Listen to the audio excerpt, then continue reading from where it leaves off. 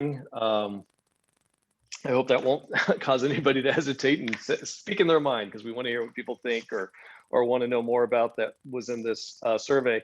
I will share that Dr. Ashley Ward, who is really kind of the tip of the spear on this aspect of the project, she is going to be joining us probably just a little bit late. She had her second COVID shot occurring right before this, and so she warned Dr. Young and I that she was going to be a little bit late, and that's a little frustrating, only because obviously we need her in the room to really have a full discussion. But at the same time, I hope you guys can bear with us and provide some patience. Sorry.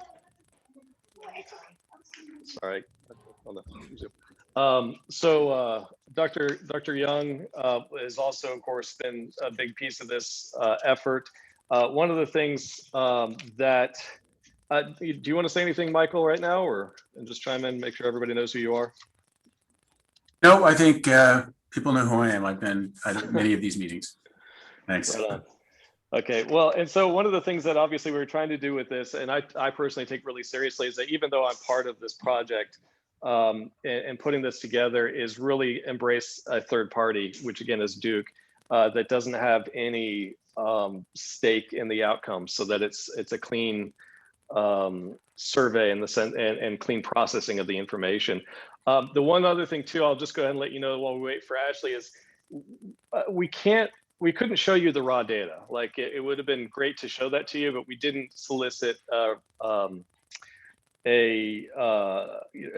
anything signed, if you will, or check this box that allows people to grant us permission to use the raw data that they provided us. And even though it wasn't personalized data, I mean, personally, I know people in the community, so I could probably read through and figure out who wrote what in some cases. And it just wasn't appropriate for us to make it the raw data publicly available. And again, on that I deferred to Ashley, who said, yeah, we didn't do that. We didn't take that step. So therefore we really can't do it. That's just kind of how this is working. But I don't know, did everybody get to take some time and look at this document by chance? I think I sent it in the email. You didn't get to see it. Anybody? Did it come through? Yep. Kurt's over there waving. Kurt always reads everything. Tom, I hope you saw it. I'm sure VNA saw it. But anyway, so this is a document. It's community engagements on water, data, and information in Boerne, Texas. Summary, analysis, or recommendations. And in it, what we did is we did take the information from the community survey and distill it into the essence of what we were receiving from the community. And of course, there's a number of different charts in it that really start to show what people are most concerned about. And now that Ashley's on the call, and I'm going to let her sign on, I'm going to turn the helm over to her. But when she gets on, I'm going to go ahead and jump off, or not jump off, but I'm going to throw a link to the document into the chat so that anybody who hasn't seen it yet can browse through it right quick. So Ashley, welcome aboard, and second COVID shot. You won the Hunger Games. Here I am. All right. Let me just give me about 2 seconds to pull everything up on my screen now that I've logged in and get to where I need to be. And I missed your introduction, Ben, so I don't know where you want me to start. Well, really, I was just buying time, but I was asking folks if they had seen the document. I saw some people raise their hands and some people shook their heads. So I'm going to post that in the chat. But honestly, I really see you as the key person to talk us through the results as you did receive the information and processed it and provided this awesome document. Okay. One of the things I did want to mention is for those people who have the report, if you go to page 17, one of the things we really want to make time to talk through is the development roadmap. And I think, Ashley, so that's a really important thing for this committee to really start thinking about, of where you all want to go in the next steps. So what would be most helpful to everyone? I don't know if everyone's had a chance to read over the survey results, and if you would like to ask any questions about the survey results. Otherwise, I could just hit a few highlights with them, and then we could move to the recommendations and the roadmap. I agree with Michael. That's probably the most helpful for this committee. Any thoughts about where I can help you with the survey results? This is Tommy Matthews. I guess given the great preponderance of residential water customers, it's interesting that affordability and availability was their primary. They want, in my mind, which is I think is a social issue, they want water and they want it to be inexpensive. Yeah, right. Yeah, they want to have confidence that there will be sufficient water supplies. Yes. And it's not going to cost a bunch. Yeah, and it's not going to be overly expensive. Yes, true. Yeah, I definitely think one of the things that was probably the most prominent issue in the study generally was the question around development in Kendall County and availability of water supplies. And you see that, that thread sort of going through most of the survey responses. Some of the things I think that maybe you all want to think about is, there were a couple of inconsistencies in responses. Overall, for example, folks trusted where they get their water sources from. But there were some inconsistencies between how they noted that in the survey and then what their comments about that same question revealed.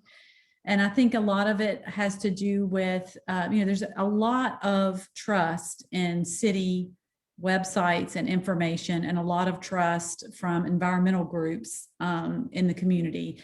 And this is just something for all of you to, put back in your mind when you're thinking about where the long-term home will be of whatever it is that you develop out of this committee. As I say all the time, you can develop the most sophisticated data resources and tools that can really solve some wonderful some unique problems. But if people don't trust the sources of that information, they rarely use it and will rarely employ it. So this is a really critical question for all of you to think about with respect to the long-term sustainability of whatever it is you're doing.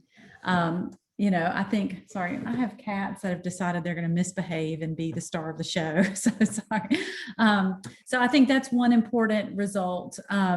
I think also the delivery of information is really interesting. And this came up both in the focus groups and in the survey. One of the things that I thought was really funny, almost, funny as in just gave me a little chuckle, is on page 12, you'll see how people want to receive data by what their job is. And pretty much municipal leaders want either, a map or an email. And that's pretty much how they want it.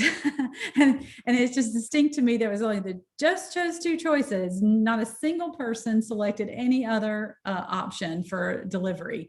Maps are, of course, a very popular way that people like to interact with data. But I think thinking about how people want to receive data is also an important question for all of you when you think about what you're wanting to do. And what came up in our focus groups, and I think is also important, is the need to have, resources that are perhaps non-digital resources, in the sense, a lot of the boundary organizations that work with community members in the community suggested that they have access to, say, things that they can easily print off and distribute in other ways, because not everyone interacts with digital information in the same way as consistently or as robustly as others. So as far as the survey goes, I think those are some really important distinctions. Michael, I didn't know if you had any other that you wanted to sort of flag and raise.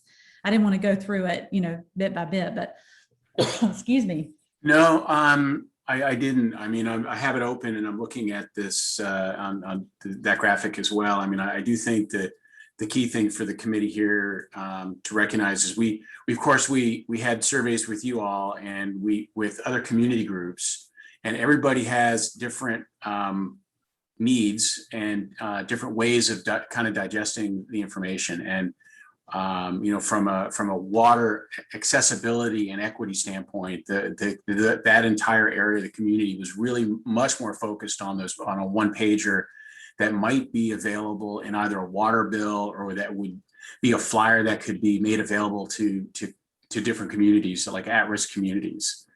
And they felt that was the most effective way, and that there were community groups in Kendall County and Bernie specifically that would be willing to distribute them and to kind of be in charge of it. And so you've got the digital side, and then you have the paper side that I think is going to appeal to different groups. So any questions about the survey and focus group key takeaways from any of you that we can address before we, talk about the roadmap? I'd want to make sure that we're having plenty of time to discuss what is most important to all of you. You've probably conducted surveys with other communities that probably not exactly the same items, but are some of the trends you see in the results here similar to what you see with other communities? That's a good question. And actually, I would say there are quite a few similarities, right? We've done quite a few surveys with a variety of stakeholders. But the issue that Michael was just talking about, the need to have information delivered in multiple different ways, is something that continually comes up, especially when we work with organizations that are going to have sort of a general public, an interaction with the general public. This tends to be, this is a request that is not unusual. And I think it's, part of what your job is to identify who the audiences are for your tool or whatever it is that you're developing. And this is an important part of that. This is one of the reasons why I usually say to our partners, community does not mean general public. The community is the people that you are engaging with that will interact with what you're creating, right? So is this environmental groups? Is this other decision makers in the county? And, really honing in on who those audiences are so that you can, whatever you develop is responsive to what their needs are. But it is not unusual. This has been something that's taken place. For example, we've run into this, particularly in California. They're doing a lot of different, a lot of work with informing the general public. That request is one of them. Email and text alerts also come up a lot, and we saw that a little bit in that and their preference. That's another really common way that people like to get information. The other issue that I think is really common between what we learned and here and what we're seeing more universal is this need to integrate data from a variety of different sources, whether it's not just state data or federal data, but also from other community organizations. We see, for example, this is a way of expanding public agency capacity. It's impossible really for public agencies to have coverage and monitoring everywhere all the time. It's expensive for one, so it's prohibitive. And so relying on multiple different data sources to provide data expands the capacity of public agencies to do so. And you see that revealed in this study with a lot of trust in environmental organizations that would be the providers of this information. So those are some consistencies that I definitely see across all the work that we've done. Ashley, do you want to talk a little bit about how we might be able to, or how you've seen data like this being multi-purposed, so that, if we were to somehow create a magical dashboard that would be useful for city leaders as opposed to general public, but then the data could be printed out or it could be made available with sort of a one button print or something like that, so that it could be used for different user groups. Is that, I assume that once the data is in digital form, it really just comes out to the different styles of reporting. Yeah, so there's a couple of different examples where this is happening. So one that comes to mind immediately in our North Carolina work, we've built a North Carolina water supply dashboard. And this is a dashboard that integrates data from federal and state sources, as well as utilities that submit their data in a template that gets automatically uploaded to the dashboard on a regular basis. The state DEQ liked that ingestion process so much, they prefer it over what they currently have, that we're actually handing over this entire thing to the state DEQ, and they're going to expand it to be a statewide thing for them to collect data for all utilities. In North Carolina, part of our drought response is that when we enter a certain stage of drought, it's probably not that different for you all, that utilities then have to start reporting different items. And so this uptake in reporting when they've been doing nothing is a real problematic thing. So developing a system in which they're consistently inputting data is part of what they're like there. But another part of that is the ability to inform their boards. And so one of the things they've asked us for and what is provided in the dashboard, two things. One is a lot of visualization of the data that's being presented, but then the ability to export imagery so they can use it, because they specifically said, we want to be able to put this in a PowerPoint slide and show it to someone. So there's a function where they can download the image of the graph that can then be incorporated into any kind of information that they want to present to others. There's another project also in North Carolina that's not with the Internet of Water, but with the water policy, same group I'm in at Duke. There's an affordability dashboard that they've built, and part of that is actually going to be downloadable PDFs that summarize different concepts for people. So there are definitely all kinds of ways that you can create this function in a dashboard that makes it applicable to a variety of different audiences. And that's just all the things that, when we talk about the roadmap, one of the things you want to do in that second step when you're developing use case personas, that's one of your personas that you want to develop. And so therefore it gets carried through in the development process.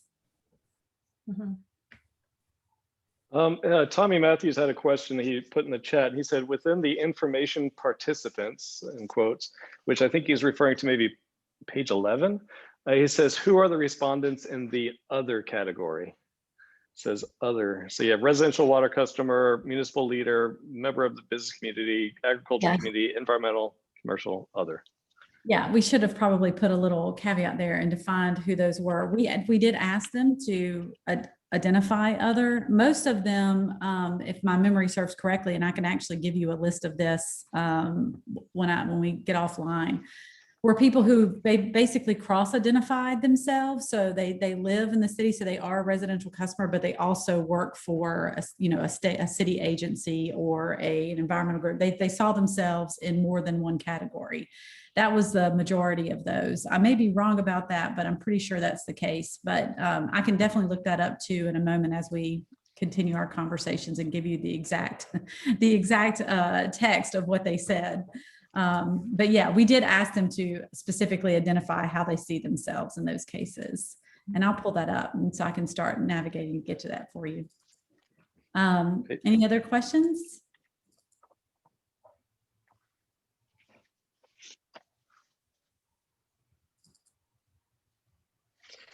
Was there anything that was particularly surprising to you, given that you've been through this before with other communities, and something that, anything unique about our community, or is this pretty much a rote outcome? Well, I've not yet worked in a situation in which there is a water committee like this one, right? That is, so that's pretty unique. And so I think for the most part, a lot of the work that we have done has been either with state agencies or NGOs and tribes, and utilities. And so this is a pretty unique situation actually to have a water committee. And so it's interesting. It was pretty interesting to see some of the comments about the water committee. And I think one thing to think about, and we'll put in our recommendations, is maybe perhaps thinking about expanding the water committee participation to include some of the folks, that as we outlined in the recommendations. But otherwise, when it comes to water data issues, they're sort of all the same, but also all different. It's like, there are challenges that I feel like groups are confronting no matter where they are. But at the same time, some of these challenges are very place specific. It is clear that people in Bernie are very concerned about growth. And that is something that, this is the first circumstance in which we're really seeing such a prominent concern about growth, right? In some of our other projects, it was about different topics. But it tends to be that, in my experience, the most effective thing is to confront those concerns right up front, not to try and, to say, this is the concern that people have. This is what we're doing to confront that, to help people understand that concern. Michael pointed out something really important, and I think this is going to be a critical piece of information for this committee to think about how they can communicate effectively, which is how much of that concern about growth is borne out in reality and how much of it is concern that's maybe more fear driven than it needs to be. Michael, we were talking about how much of like, for example, one of the things that folks said a lot was overwatering of like residential use of like watering lawns and things like that. And there, in fact, is already in place, practices that reduce, that drinking water, for example, is not being used to do this. That didn't come across from participants in the survey. So a question for you all is, why not? Or is this something that people don't know about that is actually already in place, measures that you're taking already that to address these concerns, and most people just don't know about it, so therefore think it's still a problem? So I think that's something, these are some red flags that could probably easily be addressed with good communication with the public. Yeah, I mean, I would say, and we've met with Michael Mann many times, VNA and I have, and it is really impressive how the city has been piping reuse water onto residential lawns. I'm not aware of any other community that I can think of where that has happened. It's usually used in the medians, parks, ball fields, things like that, but I've never seen it actually used where you have purple pipe running reuse water out to residential lawns in the past, which I think is really, really notable, and that the community should know. Now, at the same time, you don't want people saying, well, it's free water, we're just going to go ahead and, and just overwater like crazy, because residential lawns are almost uniformly overwatered. And that is going to be your largest source of water savings, is going to be landscape irrigation. So one thing that I think is really useful for this group here to see is if you go to the graphs on page 8, hopefully you've got it open, and there are a couple things in there that were very surprising and I thought reassuring in some ways. One of which, and so the top bar basically shows, okay, where do people get their information, and then the second bar with the same choices says, do you trust it? And what it showed is that city websites and GCDs, utilities are the two top most trusted areas where people get their information. So that's a really important signal for you all going forward on how to communicate to your constituents. The second is that there's a wide variety of different sources. You look, 12% people get their information from, 11% from social media, but almost nobody trusts it, right? So, which is good, because how on earth can anybody trust Facebook, right? For getting factual information. And I think that's important, because how many people actually send their information out via social media? Many, right. So these are things that you can use. And, one of the things you could do is if the city does have, say, a Twitter feed, is you send that out with a link to where they can go to the utility websites to get the information that people need, right? Because these are relatively complex concepts for people to understand. It's very nuanced, whether you're using, we're irrigating turf, but are we irrigating with potable water or reuse water? Most people in the general public will not really understand the nuance between that and the importance of it. And so I saw this as being, really important. Environmental groups, not a whole lot of people get their information from that source, but more than twice the number trust it, which to me was a little bit surprising as well, because that's citizen science, right? Pretty much, generally by definition. And so this is an area where incorporating that kind of data can essentially leverage the information that you all are already collecting and making available to the public. So it would be, this would be a really good source of data if the data is collected correctly and it's warehoused properly. So I thought that, to me, was sort of like, that was really interesting outcomes. And Michael, I'll piggyback off of that. One of the things that we've talked about from the very beginning, and when this project was in its early phases of inception, was not just how are we going to manifest this amazing dashboard with data available to all, but how are we going to sustain it, manage it, and make sure it lasts beyond the duration of a water committee or the duration of a grant funded project like this. And Jeff, I'm kind of looking at you, this idea that the city website and utilities are trusted and places where people get I mean, that was something that came out in our discussions of the survey data, was like, wow, the city really came out as the winner in terms of who they trust and where they get it already. So I always say, you know, paddle in swift moving water, not on dry land.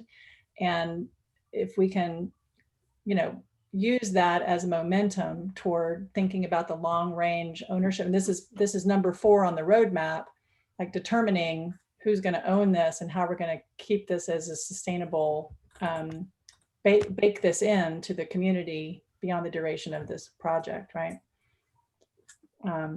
The ownership. It's just something for us to consider as we go along in the next phase of this. We would be happy to do that, of course. And I was also happy to see the pretty good numbers there. Yeah. We typically get obliterated on Facebook, but when we do respond, it's go see the website if you really want to know the Right. truth. So Right. we do try to point them over there, Michael. Yeah, that's great. So to answer the question in the chat, I did pull that data up for you. Is it Terry Matthews? Is it Terry, your first name? What's your first name? Tommy, Tommy. I'm sorry, it only gives me a T. here's my best friend. We'll go with So that. there were 10 others, right? Let's see. 3 of them are just identified as county residents, not City of Bernie residents. 1, 2, 3 of them identified as well water folks. I think that's right. 1, 2. Yeah, 3. Another person, city resident, but city water customer. So I think they saw themselves in 2 of those categories. There's another person that's also there's another person that writes ETJ resident. I'm not sure what that stands for. It's the extraterritorial jurisdiction. Okay, so, Within a mile of the city limits. okay. And then there's a person that's a research student. So not a resident or a well user. So that gives you a better idea of who the folks were that said other. Thank you. Hey, I'd like to offer a quick thought on the social media. I think social media oftentimes best gives us an idea of how people feel on a subject. Their emotional response, how they feel, where their hearts and minds are, more so than where their minds are. And I don't say that as a criticism, just as an observation. You really get a feel of the pulse of where people are at. And I think when people go somewhere where there's some empirical data and they're removed from that emotional conversation, that's where they want to gather information to determine what they think. So I think they each fit. If we recognize the strengths of each platform, then we can leverage both of them to get the best result. Tommy, do you have a sense, or Jeff, do you have a sense of when you're using social media? And I don't know whether there's analytics, I'm sure there are, but of how many people use the social media platforms as a way of launching into your websites, where the data are, are people using that as a tool for information seeking, or is it just really just to sound off? I don't have any data on that, Michael. That's a great question. Back to the earlier comment that you made. How successful are we moving people over to the other platforms? But I don't know that. We do have a really sharp guy doing that for us now, so I can check with him.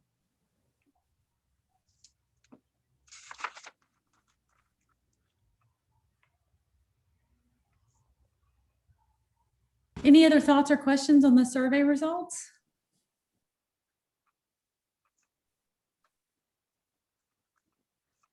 Okay, so also as part of this document, we provided a roadmap and a series of recommendations. So I think that's what's really going to be beneficial to all of you. And I thought it'd be nice just to kind of walk through those. The roadmap begins on page 14. We finished, this is the first step of the roadmap, right? Conducting the needs assessment and better understanding what the questions are of the populations you're trying to serve. The next step is to really develop what is called use case personas, but this is a way of sort of developing who your users are of whatever tool. If it's a dashboard, I'm just going to call it a dashboard because that's what I think you all are leaning toward. If you make a dashboard, like who are going to be the users of that dashboard, how will they interact with it, and what information they're hoping to get from it. Once you've identified who those users are, you can then prioritize them and that's really helpful to do. I know this might seem in some ways like a little bit of a silly step, but it's actually very, very popular in user-centered design, and it helps you as you go through the development process really go back and cross-check to make sure what you're doing actually fits the user need that you identified. So it's important to sort of outline who these users are and for you to prioritize who your audience is. And so Ashley, I sort of see that as us generating a bunch of avatars, but I think that many of the surveys and the panels and kind of outreach meetings we've already had would identify those people already, isn't it? Yes, I think so. I think it'd be very easy to come up with 3 or 4 personas based out of what we've already done. And then, I would recommend you all prioritize them. They're going to usually have competing needs. And it's not that you can't address all of their needs, but later on in the development process, it's going to be a lot easier for you if you have a little bit of a prioritization to those users. And it's, think of it as saying here, the primary audience is this group of people. And then we have secondary audiences as well. And, there may be decisions that have to be made along the way with regard to capacity or anything else. And this is going to help you make those decisions. For example, in North Carolina with the water supply dashboard, at first they had 3 or 4 different audiences. We went through a process where they prioritized them, and they came up with the fact that other utilities themselves, basically, and their boards, those are their priorities. And then the general public came after, it was a secondary user afterwards. Mm-hmm. That has a big impact on the kind of visualizations you're going to create for this dashboard. The kind of visualization you create for someone who is familiar with this kind of data is very different than the kind of visualization you create for someone who has no experience with this data. So you want to make sure that you take the time to walk through who those audiences are and how to prioritize them. Michael, do you have any thoughts you want to add to that? No, only that I imagine there's some guidance on trying to pick, those user groups, and we can certainly use. I mean, we had really great response. I mean, 350 or so respondents is an excellent outcome from a survey. We could use the kinds of stakeholders that self-identified as part of that persona, that process. Right, exactly. And, you have all of their comments too, so you can see what they're worried about. And you have all the information that all of you have, as was just discussed, what you see on social media that you're hearing from your own constituencies about their concerns too, right? So take all of that information that you have and sort of really critically think about who your audience is and what their desires are. And it's important that you do that for this next step. And what we normally do is go through and we develop a set of questions that those users want answered. Basically who provides my water? What is the status of my water utility? What is whatever those questions are that your identified audience want. Once you have those questions they're trying to answer, why are they going to the dashboard? What information are they looking for at the dashboard? That's how you identify the data that you need incorporated, because there's a couple of approaches to something like a data hub. One approach is to say, everybody give us all your data that you're willing to give us. The problem with that approach is oftentimes once you start to actually employ that data for something, you find that it isn't actually delivered to you in the way that you need in order to address the questions that users have. And this is how we get to, the plethora of tools out there online that have been developed by super smart people and have tons of data in them, but actually don't answer anybody's question. So there's thousands of those out there. And trust me, I came from NOAA eons ago and they developed quite a few of them all on their own. And so it's really important then that after you have your audience, that you narrow down what are the top 5 questions that those audiences are trying to get out of this dashboard. Once and I can send you like what we did with North Carolina for this, for example, and that shows you. So it's that we develop a document where it has the question and then all the data sources that are needed to answer that question. So now you're starting to identify where you're going to get those data sources, the different types of data that you're going to be ingesting. So you can start to then build out the ingestion framework that you're after. But these are really critical steps at the beginning that you have to go through, so that you don't, otherwise when you get to the end, you're going to have to circle back and do it anyway. Right. So if you do it now, you don't have to waste your time going back later and doing it. But it's really important to think about what are the questions, what data are needed to answer those questions, where are the sources of those data, what is the resolution? This is super important. I've outlined, our data architect actually expanded on this for all of you. Think about the granularity of this data. Do you want it at the citywide level, at the neighborhood level, the parcel level? What tempo do you want it? Are you asking for this data in hourly, monthly, weekly intervals? And then how is it going to be updated? In North Carolina, we ran a script that's going to update weekly. Not every utility is going to input their data weekly. So if there's a utility that didn't have an update that month, their data is going to be the same old data that was in it. But there are utilities that are going to do it weekly. So we've agreed on a weekly update, right? This is something you have to do with your data providers. They're the only ones who can tell you what their capacity is to update their data in a timely manner. So that's a really important step. This is going to be the model for your back-end system for your dashboard.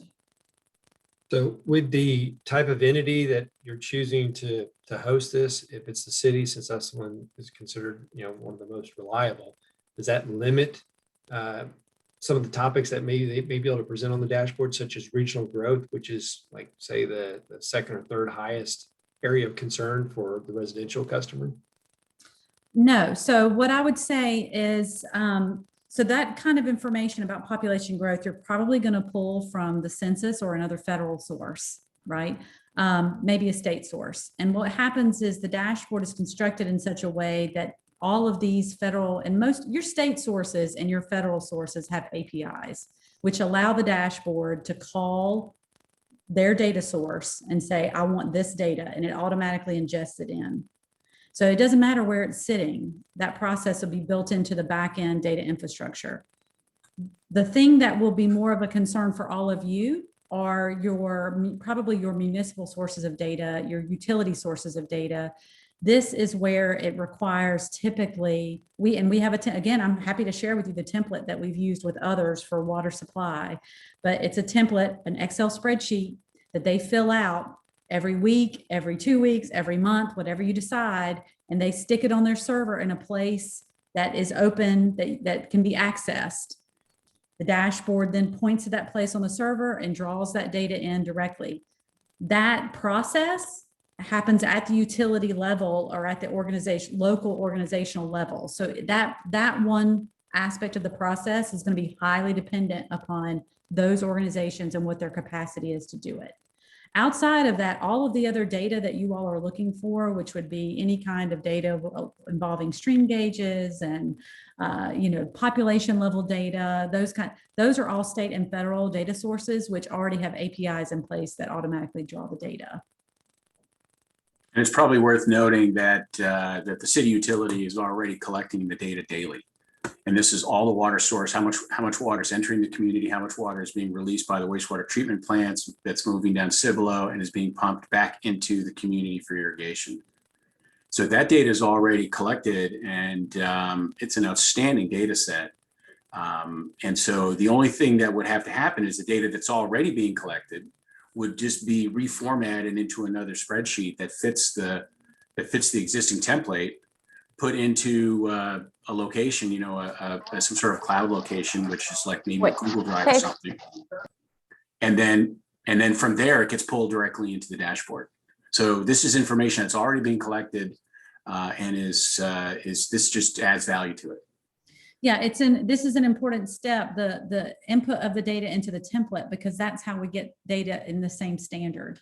Right. So that the dashboard is ingesting data that's standardized, so it can be displayed back to you in the appropriate way.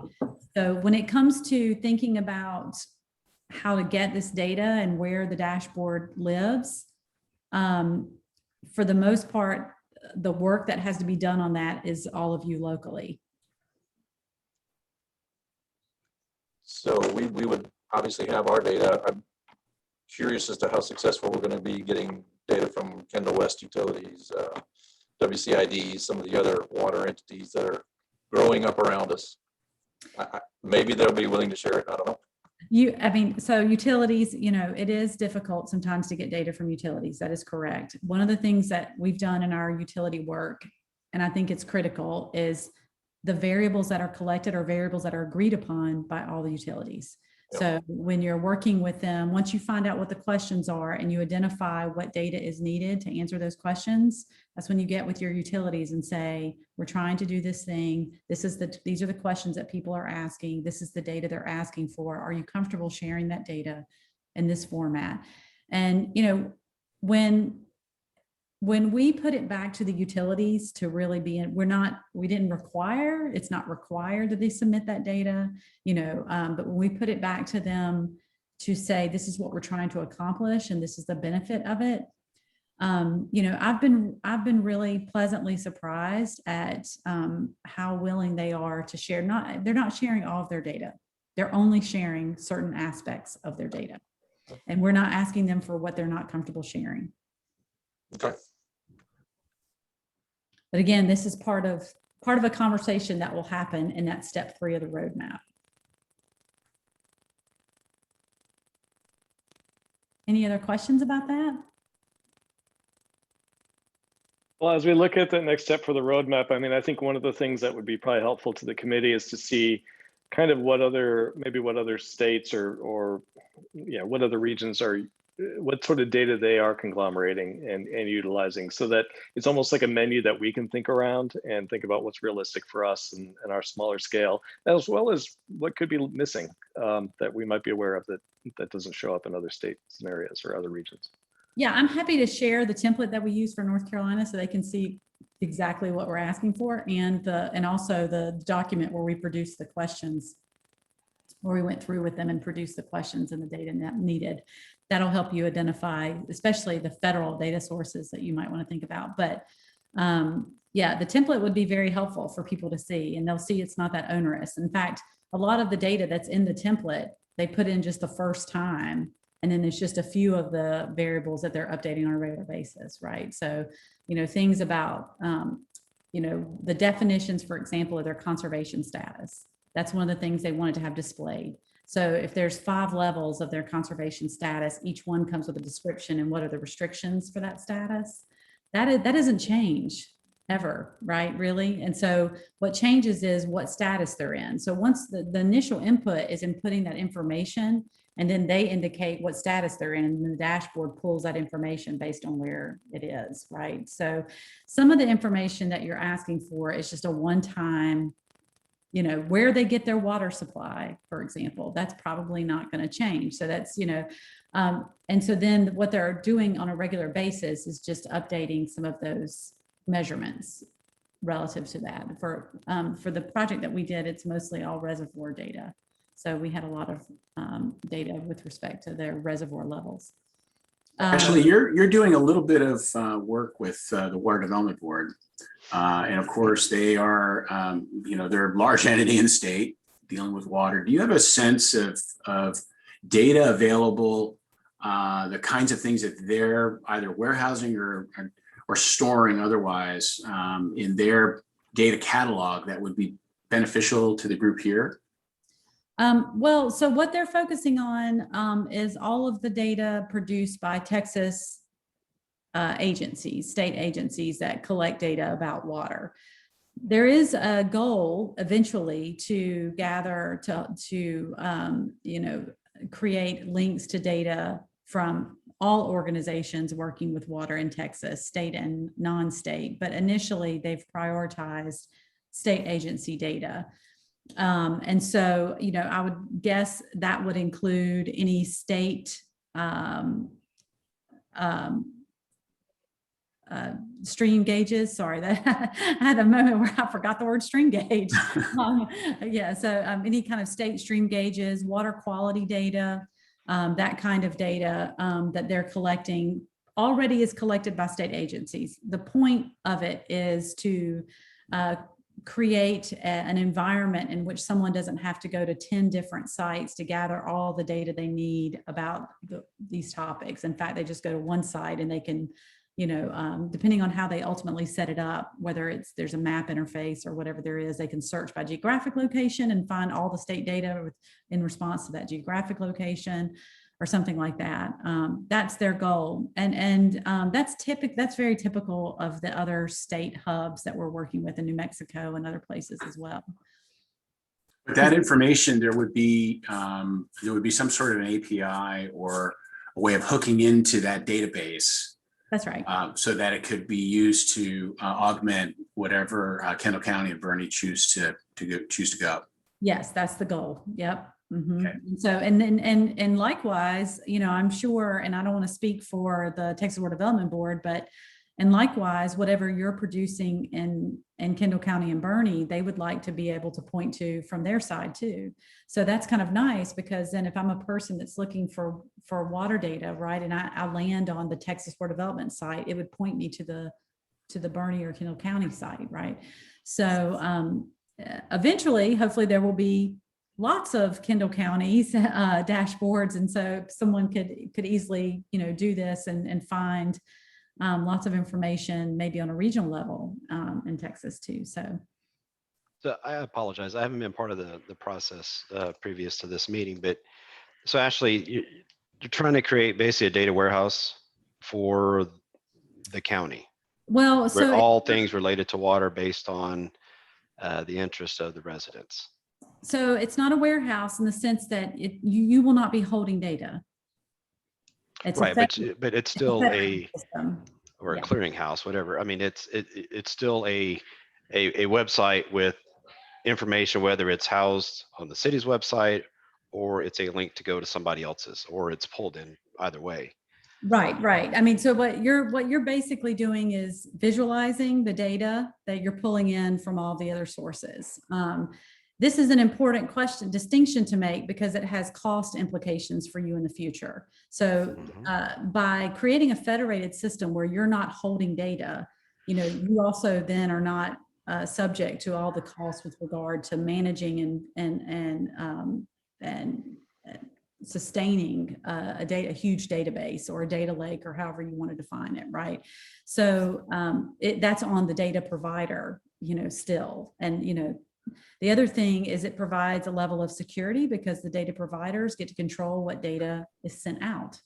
And so this usually is a very attractive feature of this system, especially when we're talking about utilities, for example. So they still have control over their data. They've only given you, you're only pointing to it, the dashboard, and drawing from what it is that they've given permission to share. So, you know, those kinds of aspects of it are really critical to getting buy-in from your data producers.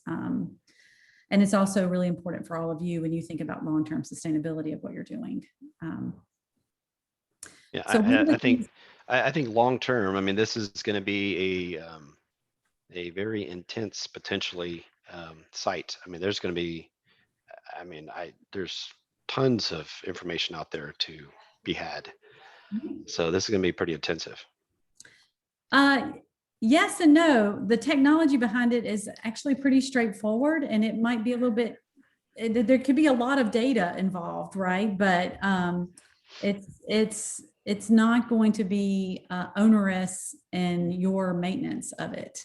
And one of the things that the Internet of Water is doing is we're building a tool called GeoConnects. We're doing it in conjunction with the USGS, but basically it takes water data and it allocates it to its spatial location. So right now, one of the difficulties in finding water data is most data is not attributed to a spatial location.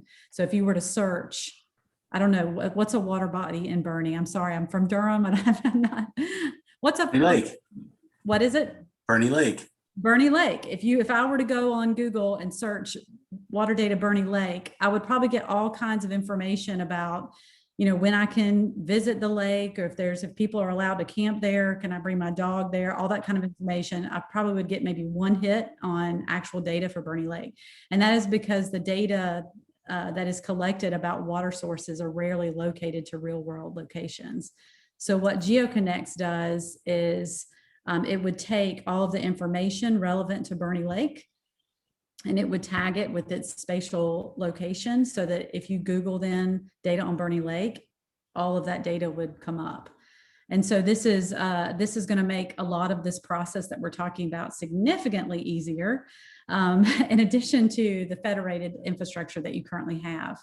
And the other part of GeoConnects, which is really important, is something called a persistent identifier. I don't want to bore all of you with this technical talk, but right now, if you have a link to data and the people who host the data change it and decide to put it on a new website, you get that 404 error when you search for it, right? Then no longer found.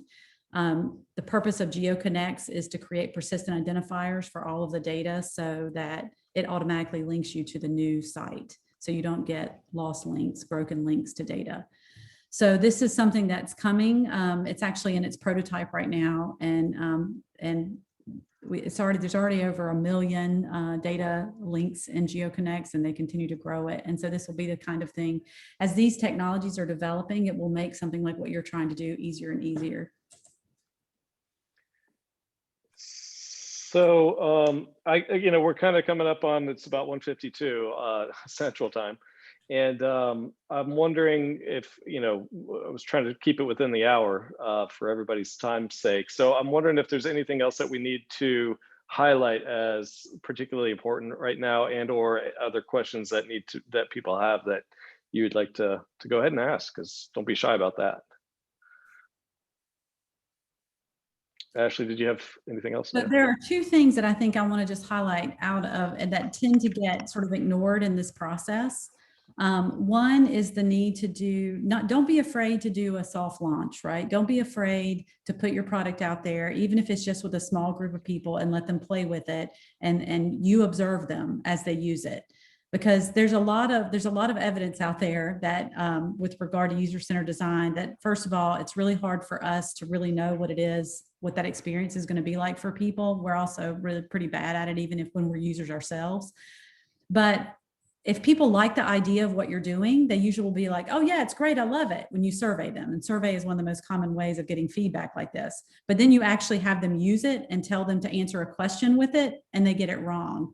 And that's a good indicator that maybe, you need to go back and do a little bit of work on the process, the functionality and usability of what you're doing. So don't be afraid. And this is step 8. Don't be afraid to take the time to get it out there. A lot of people are like, this is my baby, I don't want everybody to see it before it's completely done. That's not the right way to look at it. Think about this as part of the development process. And so get with a friendly audience, one-on-one, get with somebody, let them play with it and use it. The other part of it is what Margaret brought up in our early meetings, which is super important, that you develop a communications plan so that you can get information out to your community about what you've done and why it's important to them and how they can use it. Because again, it'll be one of those tools that sits on a website somewhere that hardly anybody knows about, and they don't go and use it. And so therefore the impact of it is considerably diminished.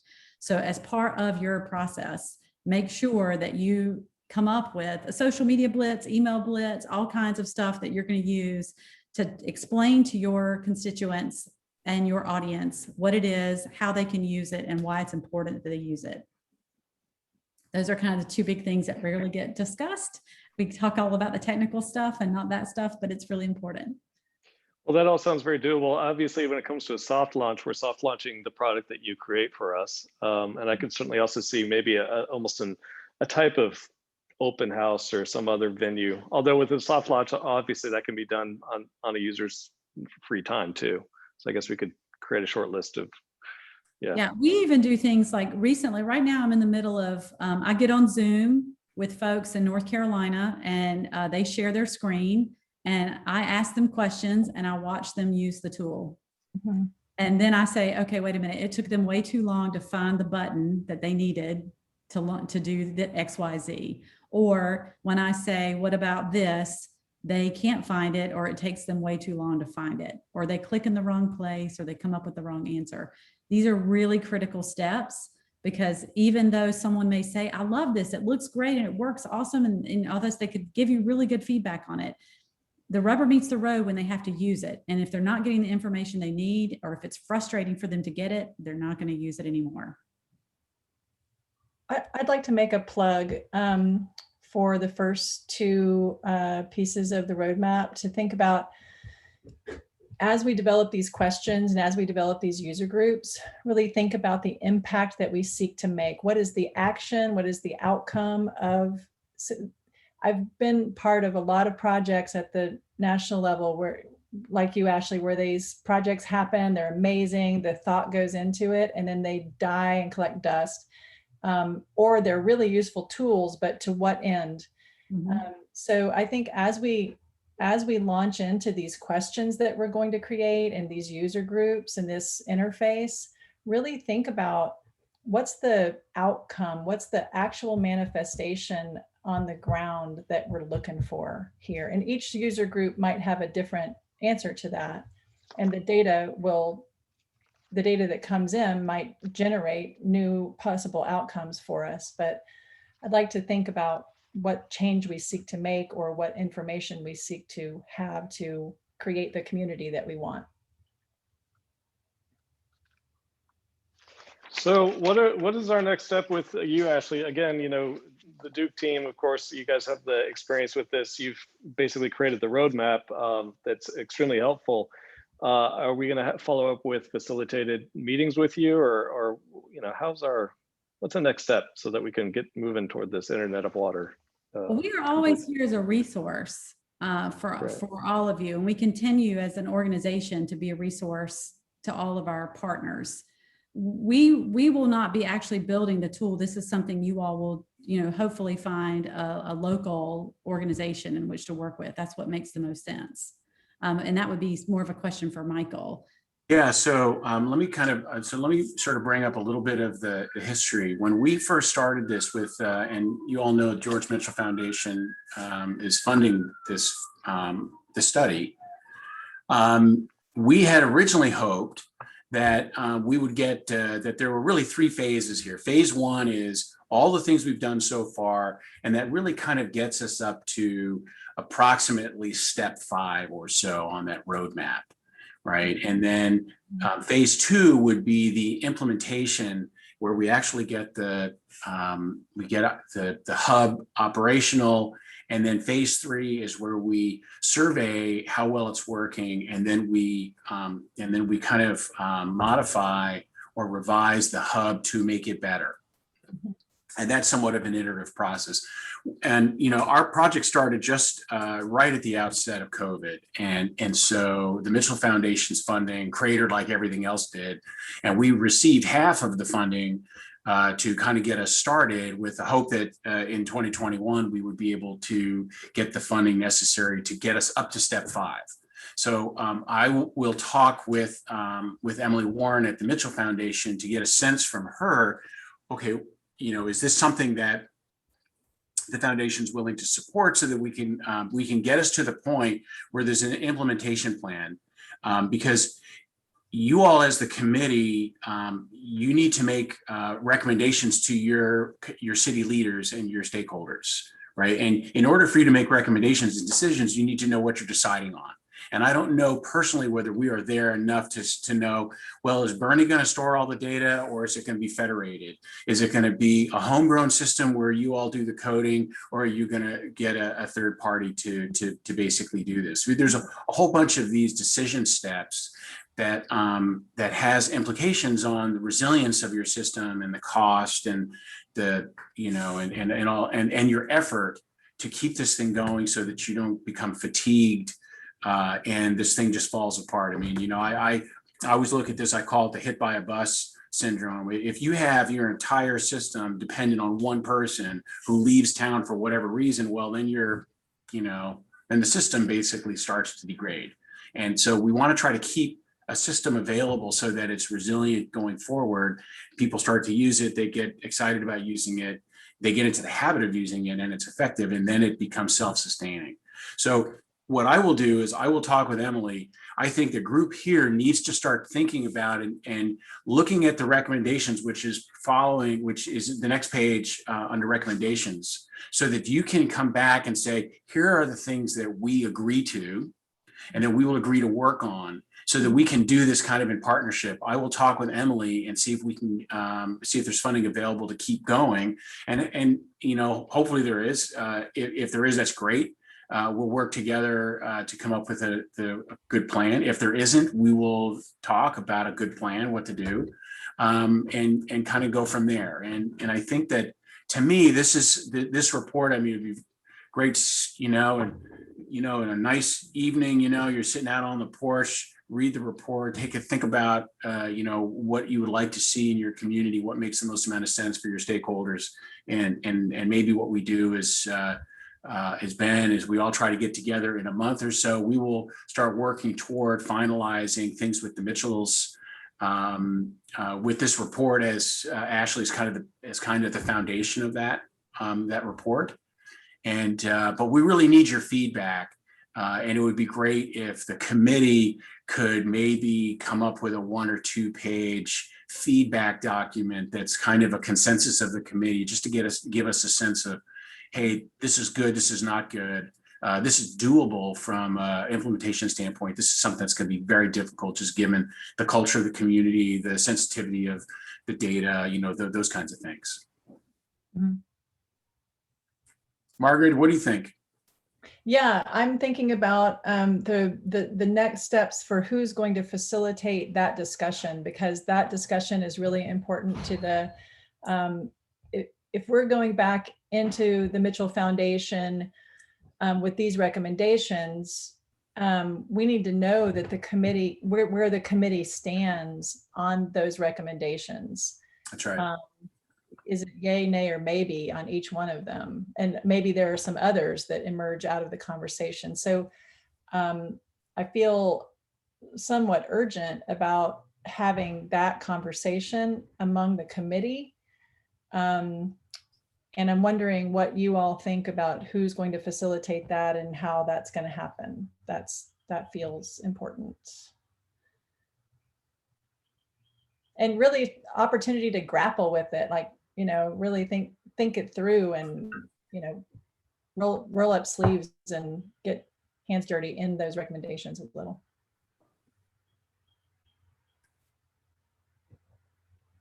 Ben, you're muted. You're on mute. Yeah, so we're at the end of the hour here, and I'm hesitant to take too much more time, but I guess I'm inclined that we need to, on our side of the equation, go ahead and generate a list of questions that the committee can then address. And of course, you guys tend to attend the committee meetings as well, and you can listen to us discuss and maybe chime in with other prompts, but so that we can just catch the temperature of the group.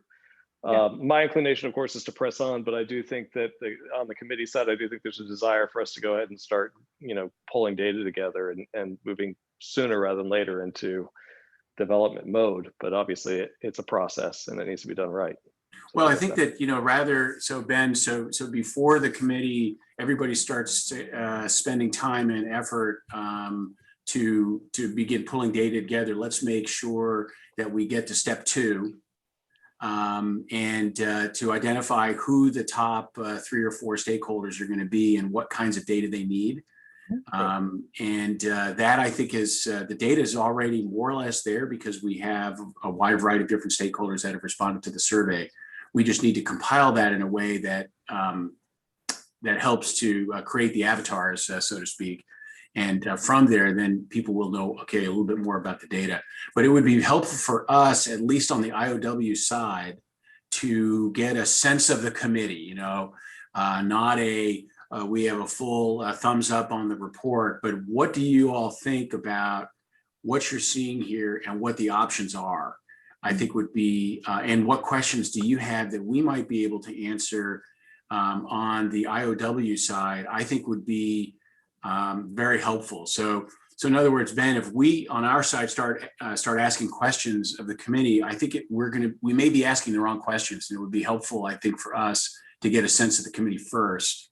So I'll just gently bat the ball back into y'all's court and come back to us with, let us know what you think, because it is going to have an impact when we go to the Mitchells.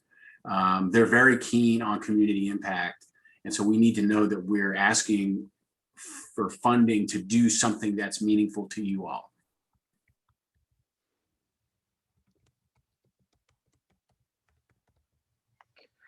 So Tom, you're on mute. it's.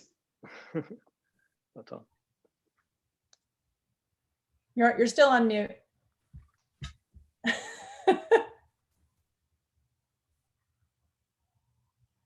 Yeah, Tom, we're not hearing you. Yeah, we're not hearing you.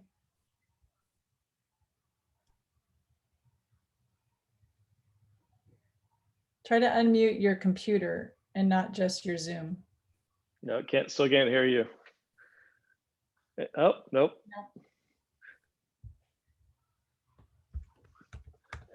Well, until we hear Tom's voice, I mean, my sense is that honestly, this tool is extremely useful. And of course, we have been talking to the Water Development Board, and I think that they are seeing the utility as well. Even our data hub conversations was sort of almost along the lines initially in my circle of a TINRIS, if you will, of water data. But then as we talked about it, they started realizing, yeah, it needs to have end utility that's not just about data people, right? So sort of like what Margaret was saying earlier. And so honestly, I already have a strong inclination, not just because I'm attached to it, but because I can see the utility of it, that this needs to go forward, because I'd love to see this cloned throughout the region and the state so that we have a much better picture about what's happening with the limited water supply of Texas. For sure. So, but I'm sorry, I'm supposed to just be quiet and turn it over to the rest of the committee. Well, maybe what we do, Ben, is through you and through Tom and the rest of the committee and I'll let you guys think about the timing, maybe 2 or 3 weeks, kind of a bulleted, I'd say a bulleted sort of a document, maybe a page of, okay, here are the things these are our takeaways from the committee standpoint. This is what we think is doable. And this is our kind of take on the report and on the outcomes. I think for us would be very helpful. And one of the things to kind of keep in mind is what would you all consider to be impactful and beneficial to the community?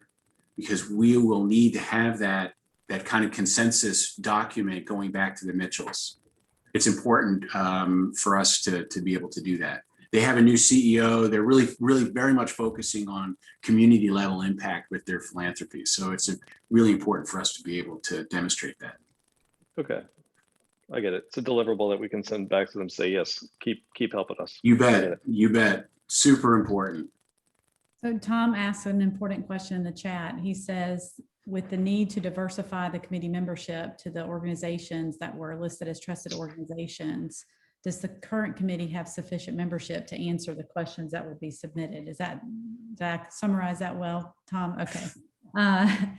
And so, I mean, that's a good question that all of you should think about. If you agree with that recommendation, perhaps the step is to invite some folks from these other organizations to first join the committee and then invite them to participate in those conversations. Yeah, I think that's exactly the kind of feedback that we're looking for at this early stage in the next couple of weeks to grapple with that question. Does the committee believe that the answer to that question is yes or no, that we do or don't have sufficient membership, right? And then we can move forward with creating that sufficient membership if not. But right now we just need to know, like, what do you think about these recommendations, right? And where do you land on them?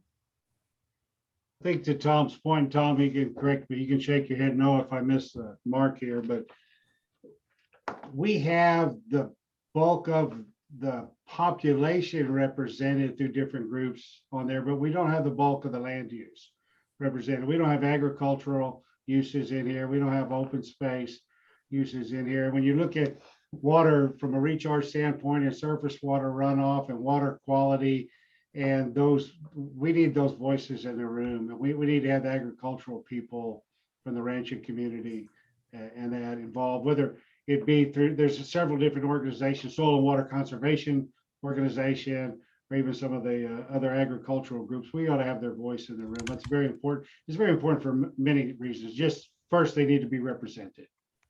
And secondly, when you look at water quality over time and water availability tied to water quality over time, that those land uses are hypercritical to what we do.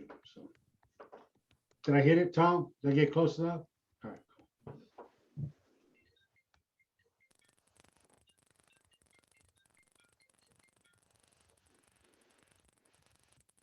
Okay, well, I think obviously, I think we're going to have to circle up again as a committee and grapple with these. And I think obviously, Michael, you'd probably, certainly, and Ashley as well could be a part of that and to help us go ahead and yeah, kind of help us take that next step so that it's facilitated in a way. And I think we can talk about how to best facilitate that. But does that sound like a good plan? I just want to make sure we're moving this thing forward and not sort of leaving it up in the air. If somebody figured this out, I want us to go ahead and have rubber meet the road. And Yeah, I think so. I mean, from where I'm sitting, as is kind of the go-between between tying all this together and with Emily at the Mitchell Foundation. I think that that's appropriate.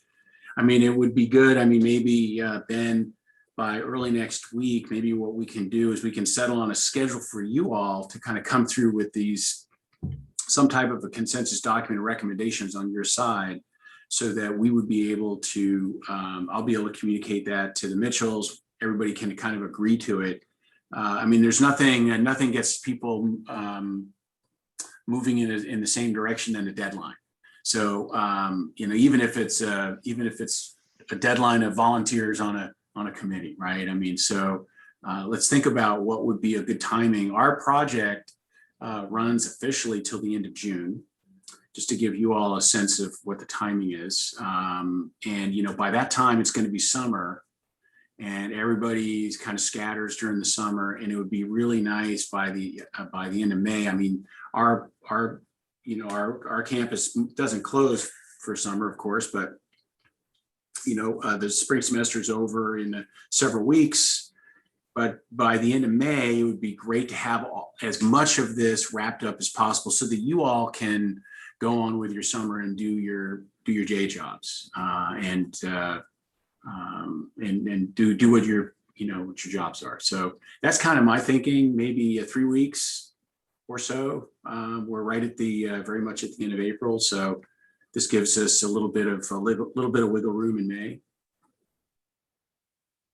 Margaret, what do you think? Yeah, what I hear Ben recommending is that we throw out another Zoom call like this one. That's a kind of a part 2, where these players get on the Zoom and grapple with and we the partners facilitate. However we do that, we can figure out who's going to actually facilitate, but the partners facilitate the water committee to answer those questions and to sort of get those recommendations out there. And maybe it's that the water committee then comes up with a document as a result of that, or we take notes from that conversation that becomes that document, right? Okay, yeah, that's fair. Have a consensus gaining opportunity like that in the next few weeks. So I think Great. we can go ahead.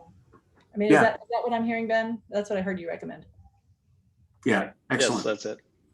Okay. How does that situate with the water committee folks? Hey, gang, I'm 15 minutes late for my next call, so I'm gonna hop off. but Okay, thanks, Ashley. Okay, Ashley, thank you. I'm on board for whatever it is. Great. Okay. I'm sorry. Thank you. Thank you. Yeah. So what do you guys think? Well, we're going to, I feel about that.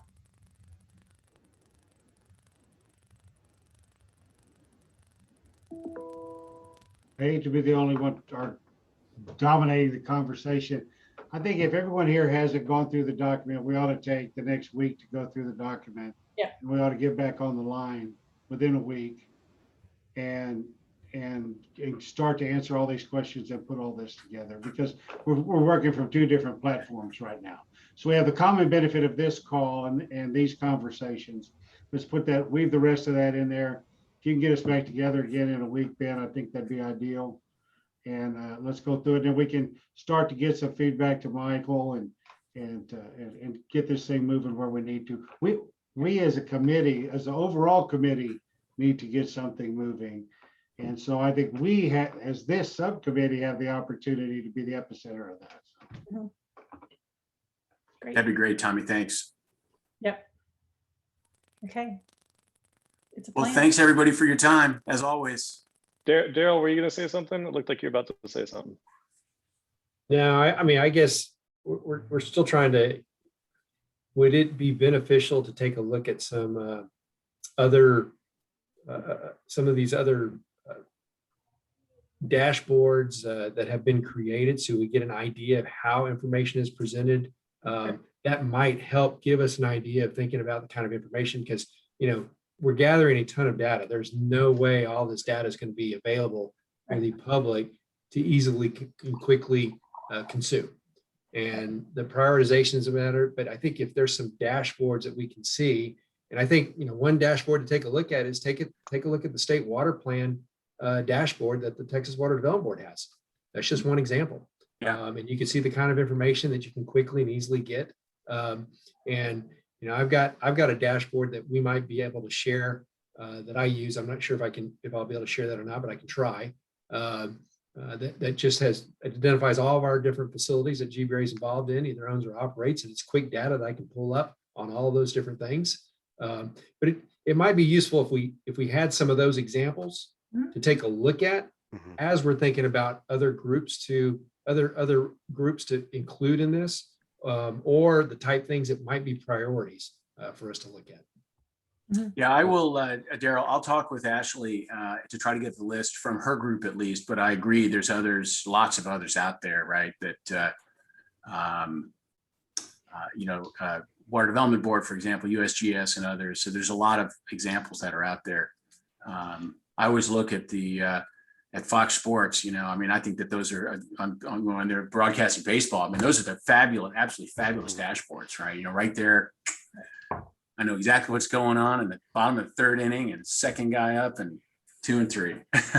Yeah, and again, you can get overwhelmed with what you are putting everything in there. So I think the group needs to prioritize just a handful of items that you want to focus on and really lay those out well.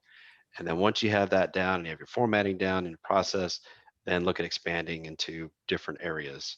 Because again, you can overwhelm yourself and you get nowhere. Right. And Darren, that's steps 1 and 2, like getting numbers 1 and 2 on those on the roadmap, really honed down so that we know exactly what data sets go with the questions we want answered for the impact that we seek. Absolutely. Right. Yeah, I totally agree, Darren. That's really, really important to avoid, because if we try to do too much, it's gonna fatigue the system. It's gonna collapse, and then everybody gets cynical, right? And then you're actually worse off than if you did nothing. Absolutely. Yep. Great. Okay. Well, Ben, we will rely on your facilitation. And we will. That sounds good. Yeah. awesome. Anything else, Jeff? Did you have something you want to say? You came off mute. I didn't know if you wanted to say something. It'd probably be brilliant at the time, but All right. Sounds good. just the points are being made. This is the city wants to participate, and it's very important to us.